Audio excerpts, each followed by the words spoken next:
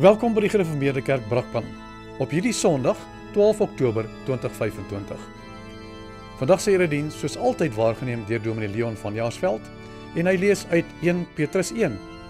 En die tema van sy preek is: Stel jou hoop in God.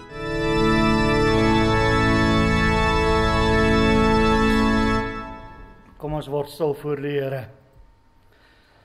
Ons hulp is in die naam van die Here wat die hemel en die aarde geskape het en wat trou bly tot in ewigheid.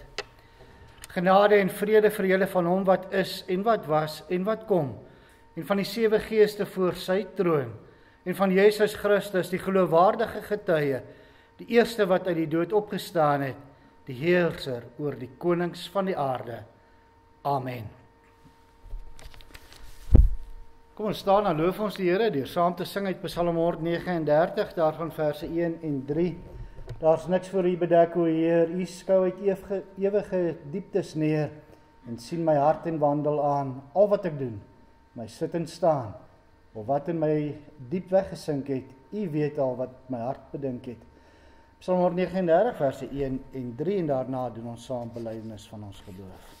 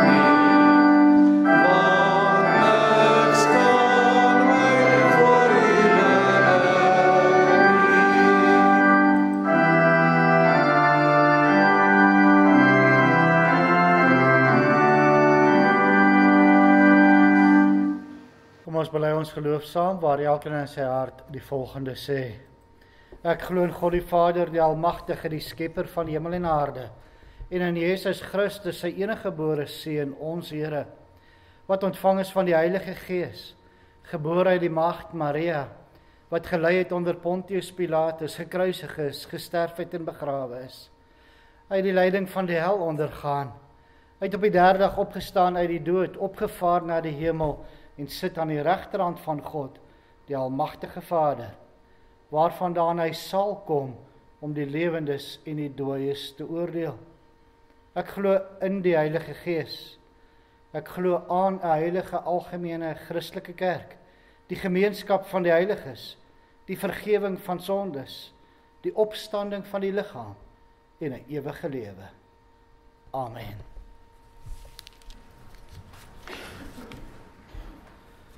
Ons luister na die wet van die Here, soos dit vir ons opgeteken staan in Eksodus 20. Toe het God al hierdie gebooie aangekondig. Ek is die Here jou God, wat jou uit Egipte, uit die plek van slawerny bevry het. Jy mag naas my geen ander gode hê nie. Jy mag nie vir jou beeld of enige afbeelding maak van wat in die hemel daarbo, of op die aarde hieronder, of in die water onder die aarde is nie. Jy mag hulle nie vereer of dien nie, want ek, die Here jou God, eis onverdeelde trou aan my.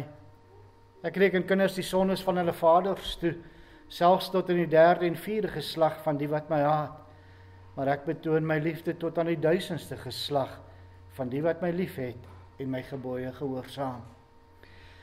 Jy mag die naam van die Here jou God nie misbruik nie, want die Here sal die een wat sy naam misbruik, nie ongestraf laat bly nie. Sorg dat jy die Sabbatdag heilig hou.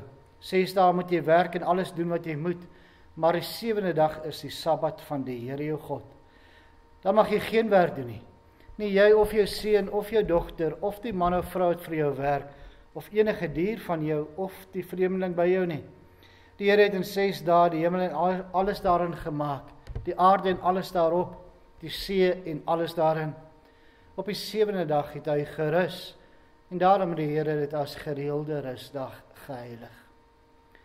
Eer jou vader en jou moeder, dan sal jy lank bly woon in die land wat die Here jou God vir jou gee. Jy mag nie moord pleeg nie, jy mag nie egbreek pleeg nie, jy mag nie steel nie, jy mag nie vals getuienis teen 'n ander gee nie, jy mag iemand anders sy huis begeer nie, jy mag nie sy vrou begeer nie, ook nie 'n slaaf of slaafin, bees of 'n donkie, of enigiets anders wat aan hom behoort nie. Terwyl ons so sit, antwoord ons daarop, deur saam te sing uit Psalm 32, daarvan die eerste vers, en daarna bid ons saam.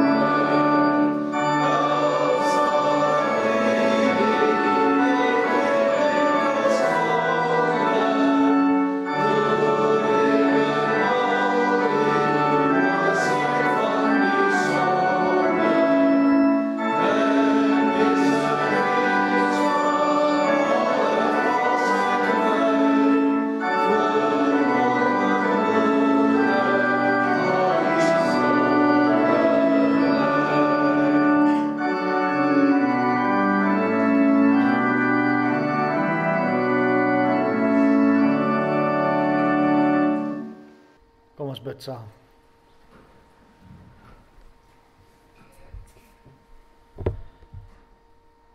Onse Vader wat in die hemel is,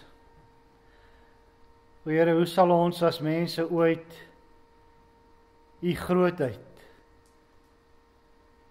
U almag, U genade, U liefde, alles waarin daar geen einde aan is nie, hoe sal ons dit ooit kan begryp?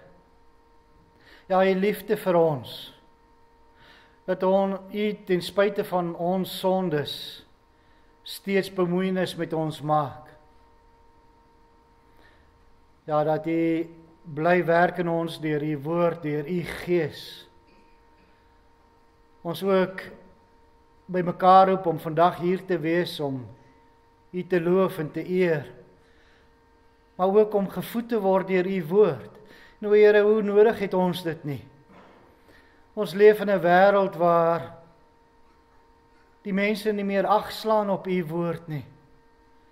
En die mense sien dit in alles. Maar tog roep U ons steeds.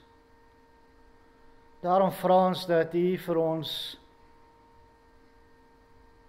waarlik ook leiding sal gee vandag, as ons luister na U woord. Dat ons waarlik sal luister, ons lewens daarvolgens sal inrig.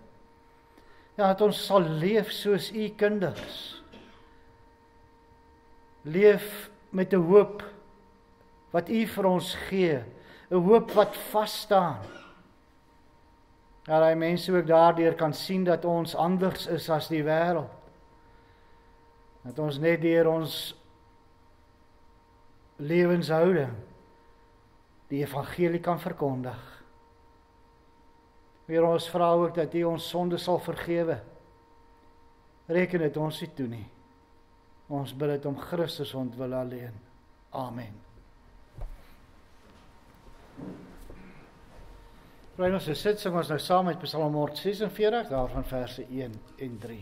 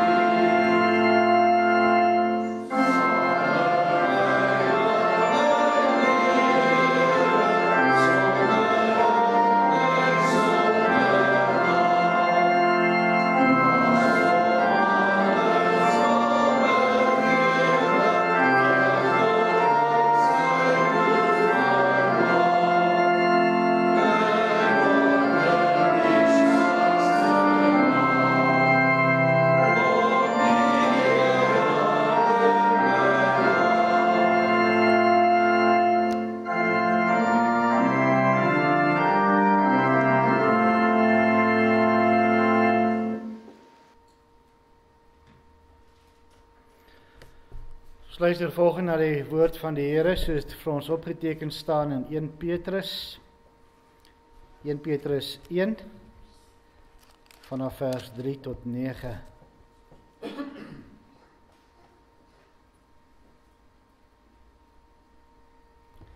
Petrus 1 vanaf vers 3. Aan God die Vader van ons Here Jesus Christus kom al die lof toe.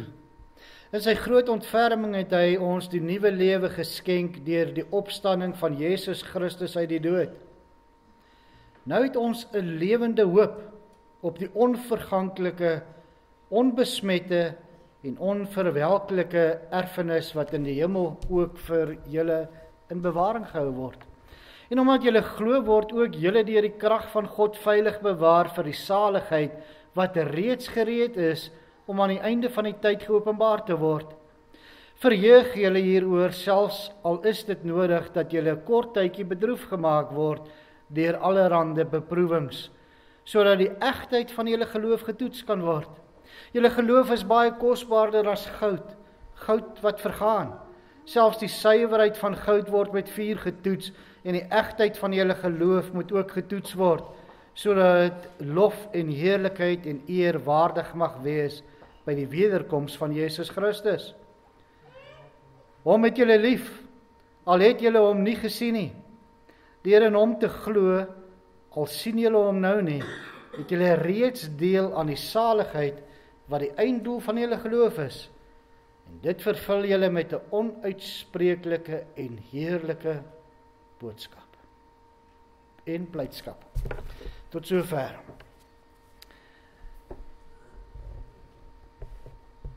Broers en susters, geliefdes in ons Here Jesus Christus, geloof, hoop en liefde word gereeld in die Bybel saam genoem. En daar word baie gepreek, daar is al baie gepreek oor geloof en liefde, maar min op hoop. En tog kan die een nie sonder die ander nie. Vandag fokus ons daarom op hoop. Wat maak dat ons so vinnig hoop verloor? Ons voel so vinnig dat alles in die lewe hopeloos is. In elke gesprek wat ons deesdae het, hoor 'n mens dat daar maar min goeie vooruitsigte is. Veral as die wêreld, land en ekonomie, al die omstandighede in die wêreld in gedagte gehou word. Daar's net te veel onsekerhede. Ek kan van niks meer seker wees nie. Nie van my werk nie, nie van my kinders se toekoms nie, nie van politieke onrus en inmenging in die besigheid of selfs die kerk nie. En die bietjie hoop wat daar was, verdwyn ook sodra beproewings oor my lewe kom. Dan lyk alles vir my hopeloos en te vergeefs. terminale siekte, kanker, bekommernisse, langdurige lyding. Dit bring alles moedeloosheid oor die mens en laat hom skynbaar in 'n hopelose posisie beland. Dan nog depressie, of eensaamheid, of ouderdom. Dit laat alles jou dalk die hoop verloor. Waar is daar vir my vorentoe nog 'n toekoms, nog 'n lewe? Ja, al hierdie dinge laat ons moedeloos, pessimisties en hopeloos. Maar broers en susters, 'n Christen moet tog juis hoopvol wees. 'n Kind van God moet tog optimisties wees, goeie verwagtinge hê. Die denkrigting van 'n Christen is tog nie afwaarts van niks is die moeite werd nie, maar opwaarts. Ons kan so baie dinge verwag. Of sit optimisme of pessimisme in jou gene, in jou karakter? Een mens sien altyd die glas half vol, waar die ander mens hom half leeg sien. Broers en susters, gene het niks te doen met jou Christenskap nie. En daarom kan jy ook aanleer om hoopvol te wees.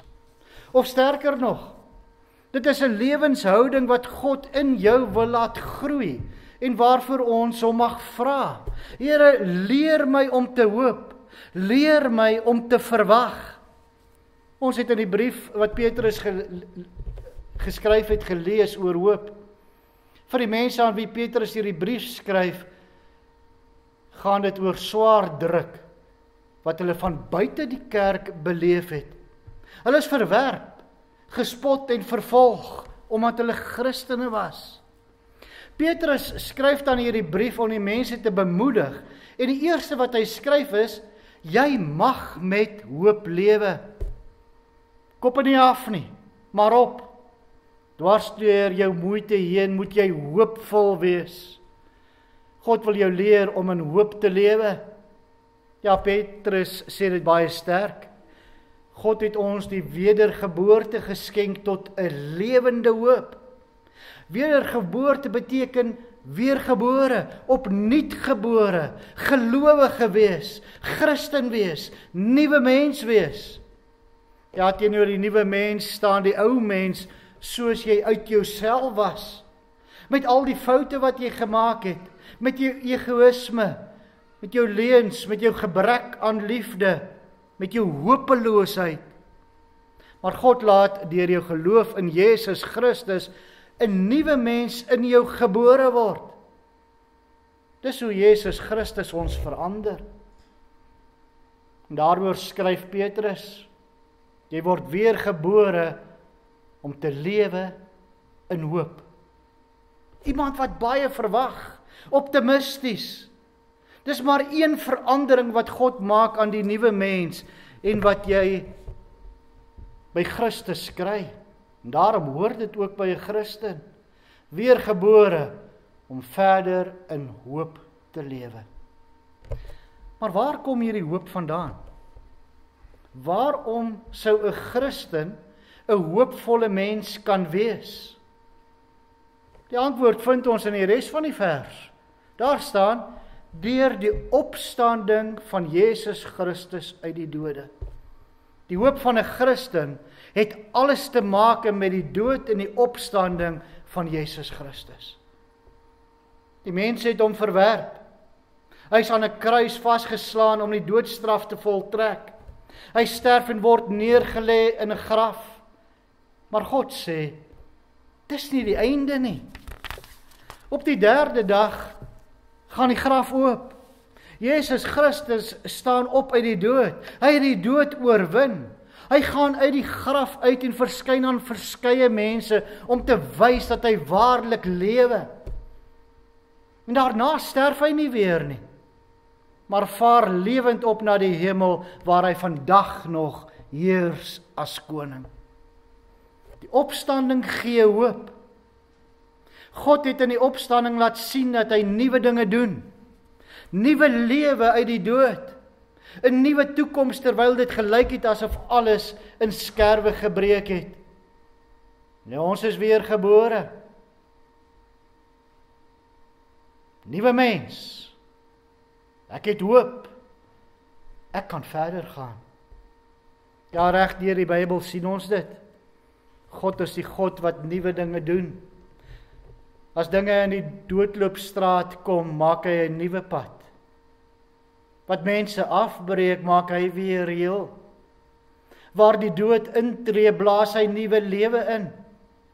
Daarom mag jy as Christen lewe in hoop, optimisties, vol verwagting, omdat jy deur Jesus Christus kind van God is. 'n God wat nuwe dinge doen, die God wat lewe uit die dood wek. En as hy dit kan doen, hoeveel te meer kan ons nie te wagte wees van hom nie. Beteken dit nou dat jy as Christen alles kan verwag en verseker wees dat jy dit gaan kry? Dat jy maar net kan vra, ek soek dit of dat, en dan gebeur dit? Amper asof God nuwe dinge op bestelling gee? Nee, glad nie. Uit dieselfde brief van Petrus kry ons 'n voorbeeld dat dit nie so gebeur nie.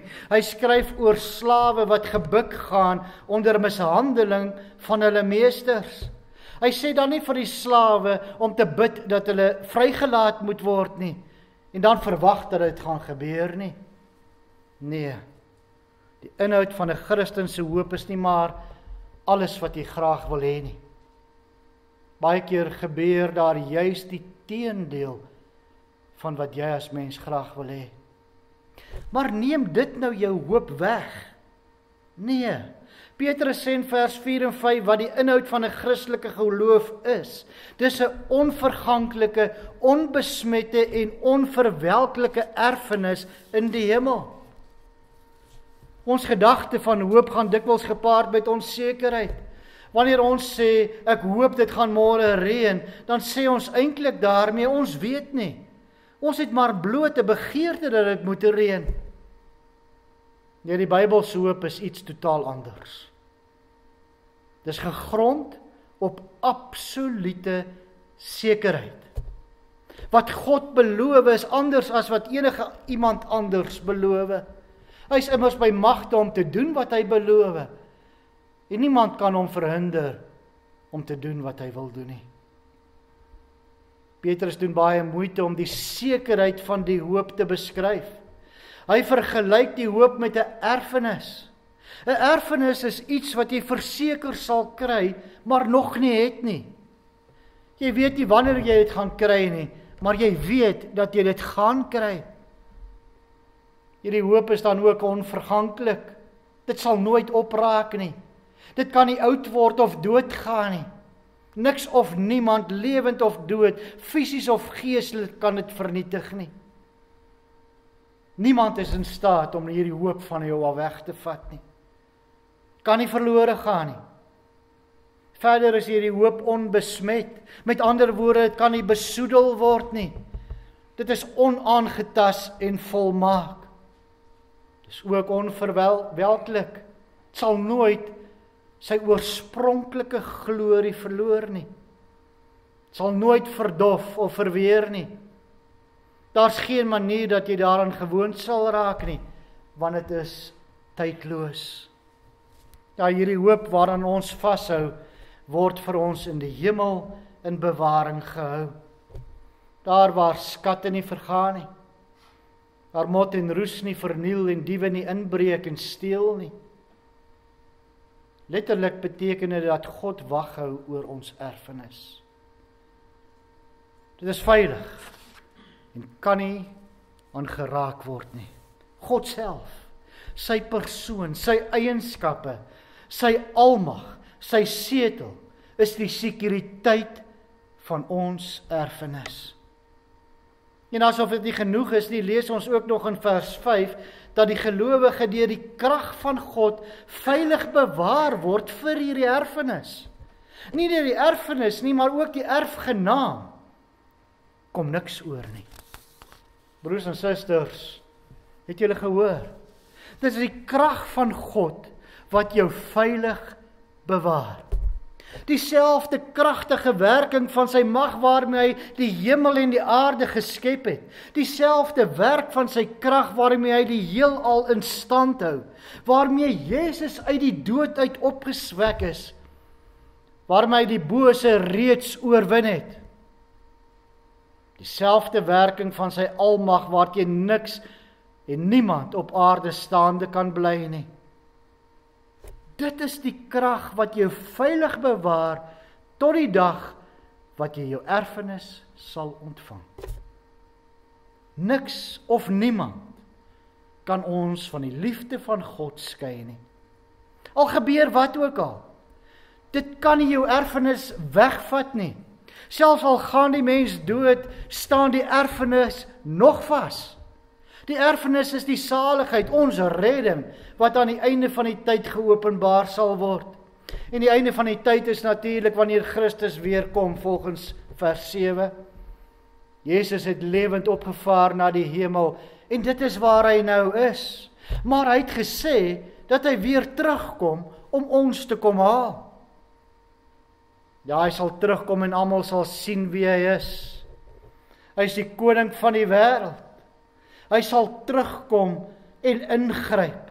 Hy sal 'n einde maak aan alles wat die wêreld tans in sy greep hou. Hy sal 'n einde maak aan ongeregtigheid, aan oorlog, aan honger, aan siekte, aan geweld.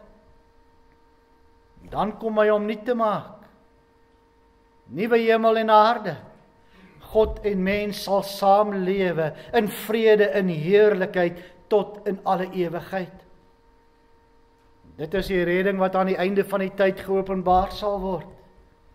Jesus het die dood oorwin en sal die wêreld ook uit die greep van die dood kom haal.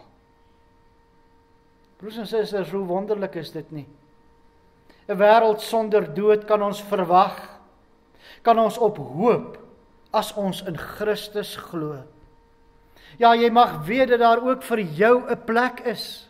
As jy in Christus glo, is dit 'n vaste sekerheid. Dit staan vas, dit wankel nie. Dis die hoop waarmee jy mag lewe. Ja, ons leef op weg na 'n heerlike aarde. Dit maak 'n Christen hoopvol.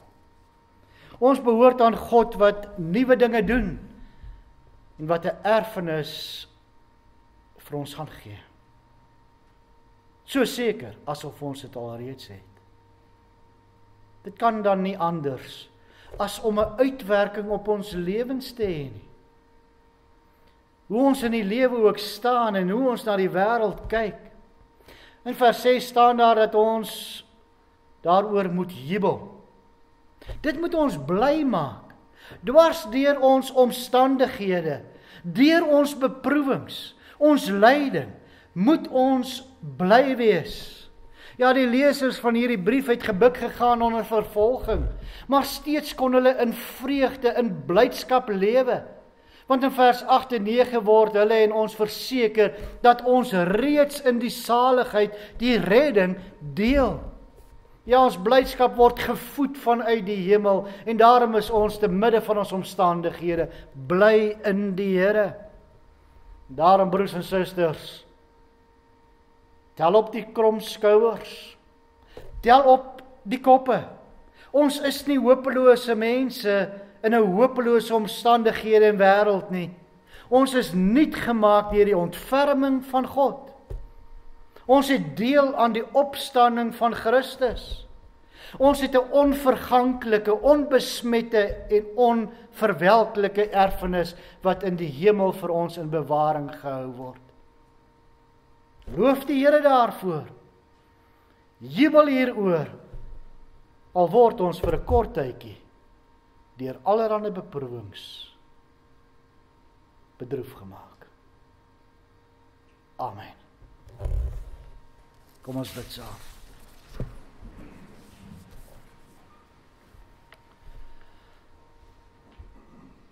Onse Vader wat in die hemel is. O Here, hoe kragtig spreek U woord nie tot ons nie. Ons is so geneig om na die wêreldse dinge te kyk. dinge wat in ons eie lewens gebeur, beproewings wat oor ons pad kom. En dan kan ons so maklik hoop verloor. Nou, want ons het 'n aardse begrip van hoop. Maar Here, ons het vandag gehoor hoe U vir ons 'n vaste en sekere hoop ook gee. Ons kan hoop in U beloftes. En U beloof dat daar vir ons 'n erfenis wag. En hoe sien ons nie uit daarna nie? Maar Here, ons is nog op pad soontoe. En daarom vra ons dat U ons sal help om in ons geloof te volhard. O Here, daar is soveel verleidings in die wêreld, valse boodskappe, valse godsdienste. Wil U vir ons wysheid gee om dit te onderskei, dat ons waarlik net die herder se stem sal hoor en daarop ag sal slaan. Dat ons, terwyl ons op pad is na ons erfenis, dat ons koppe sal oplig, dat ons blymoedig deur ons beproewinge ook gaan. En ons kan, want ons weet ons staan nie alleen daarin nie. U is elke oomblik met ons. En so kan ons elke lidmaat dan persoonlik aan U opdra. O Here, U weet wat in elkeen van ons se lewens aangaan. Die dinge wat ons hoop laat verloor, wat ons in die nagte laat rondrol. U weet daarvan. Ons dink hier spesifiek ook aan Alda, wat ook gediagnoseer is met kanker. En nou die pad moet stap.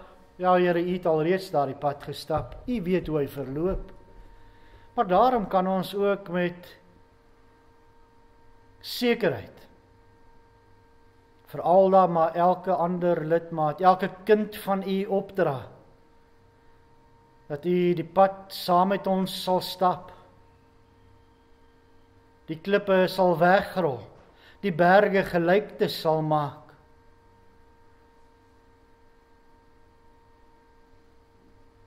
Ja, U alleen kan dit doen. Want U is die almagtige God, die enigste wat daar is. En in U is ons hoop. Ons bid al hierdie dinge om Christus ontwil alleen. Amen.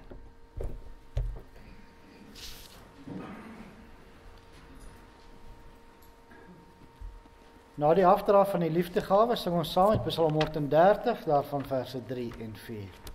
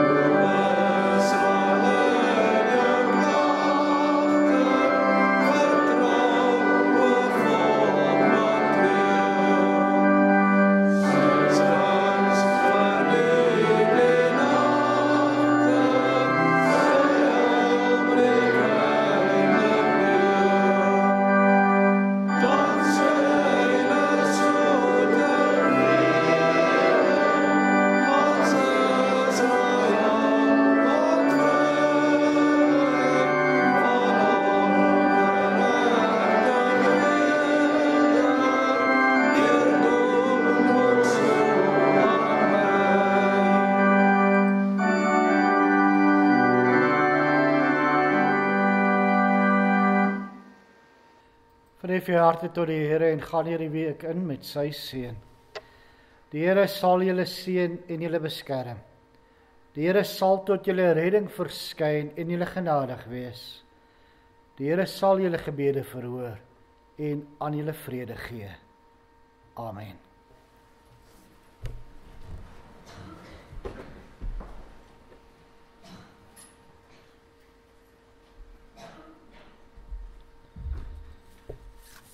Goeiemôre broers en susters. Die volgende afkondigings, baie geluk aan lidmate wat in hierdie week verjaar. Die 13de is Willie Kloppers, 16de Johan Nel, 18de Kylie Korf, Jane Weber en Dirk van Eden. Al hierdie lidmate, baie geluk met die verjaarsdag. Mag die Here sy seën en hand vir nog baie jare oor julle hou. Katekisasie vervat weer volgende Sondag. Bybelstudie ook vanaf volgende Sondag weer. Dan wil ek net die belydenis klaskinders, ek sien hier is van julle hier en ook van die ouers wat hier is, herinner aan Saterdag 9:00. Ek weet nie, dit is hoe ons afgespreek het, né? 9:00. Hoe sit julle almal nou so? Waar is die ander belydenis klaskinders? Inge, ons het gereeld 9:00 Saterdag. Ja, daar is hy. 9:00 Saterdag het ons besig of die afronding kan doen. Ons kom sommer hier in die konsistorie by mekaar. Dit lyk vir my, dit is omtrent dit. Baie lekker week vir elkeen.